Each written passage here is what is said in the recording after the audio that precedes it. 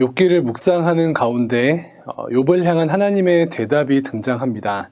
38장부터는 하나님의 크심과 인간의 작음에 대한 구도를 설명하고 있습니다.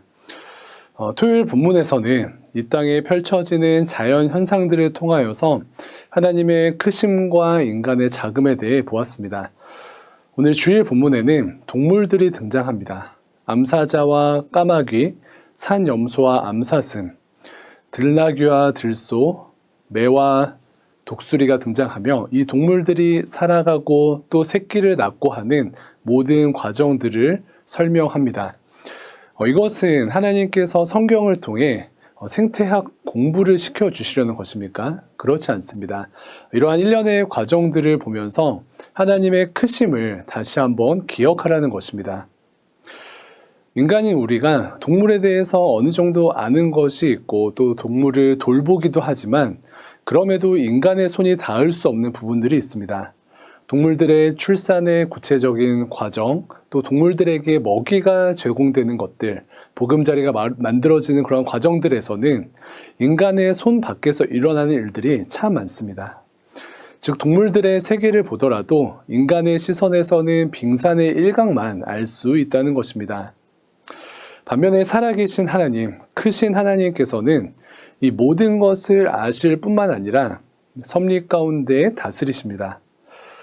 동물들의 모든 삶의 여정들 속에서도 통치하시고 다스리시는 살아계신 하나님을 보게 됩니다. 사랑하는 성도님들, 이 사실 앞에 욥과 우리의 마땅한 반응은 무엇이 되어야 하겠습니까?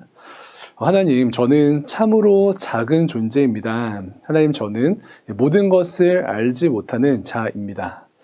내가 알 수 없는 세상이 있음을 고백하며 겸손히 크신 하나님 앞에 무릎을 꿇습니다. 라는 고백이 마땅히 나와야 할 줄로 믿습니다. 이것이 피조물 된 우리를 향하신 하나님의 뜻입니다. 그러할 때 신자된 우리는 하나님의 크신 손 아래에서 평안할 수 있습니다. 그러할 때 우리는 하나님의 크신 손 아래에서 결국은 선을 이루시는 그 은혜를 경험할 수 있습니다. 하나님께서는 동물들의 모습을 통해 하나님의 크심을 말씀하십니다. 그런데 오늘 본문에 등장한 동물들은 규범적 지혜에 있어서는 소위 부정적인 동물들입니다. 까마귀도 부정적인 짐승이고 시체를 먹는 매와 독수리도 마찬가지입니다. 하나님께서 대답하시는 가운데 규범적 지혜의 측면에서 부정적인 짐승을 언급하시는 것이 주목할 만합니다. 율법에 의해 부정적인 동물로 규정된 동물들조차도 하나님께서 먹이시며 하나님의 통치는 모든 동물들에게 임하는 것을 보여줍니다. 그리고 하나님의 크심과 섭리는 피조물의 어떠함보다 훨씬 더 위대하다라는 것을 말씀하고 계십니다. 살아계신 하나님께서는 부정한 것을 정결케도 만드실 뿐만 아니라 우리의 부정함과 전혀 상관없이 더 크게 역사하시는 살아계신 하나님이십니다.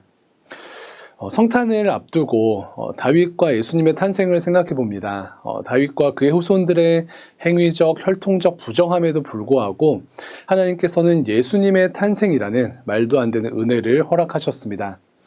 이방 여인, 기생 여인과 같은 인간의 부정함을 뛰어넘는 섭리와 은혜를 베푸셨습니다. 또한 다윗 왕의 죄를 정결케 하시는 그러한 은혜도 베푸십니다.